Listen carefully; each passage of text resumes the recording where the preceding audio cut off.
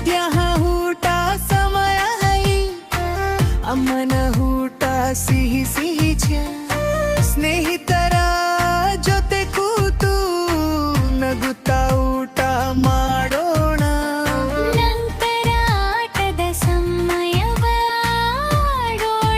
ಕುಣಿಯೋಣ, ಹಾಲ್ ಜೊತೆ ಆಡೋಣ, ಸಂತೋಷದಲ್ಲಿ ನಲಿಯೋಣ. ಬನ್ನಿ ಬನ್ನಿ ಆಟ ಆಡೋಣ, ಹಾಡುತ್ತಾ ಕುಣಿಯೋಣ, ನಗುತ್ತಾ ದಿನವನ್ನ ಸಾಗಿಸೋಣ.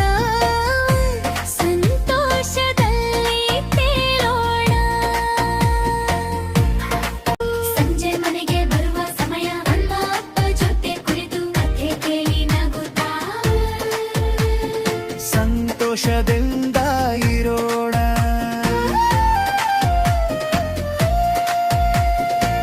ಚಂದಿರ ಬಂದು ಹೊಳೆಯುತ್ತಾನೆ, ನಕ್ಷತ್ರಗಳ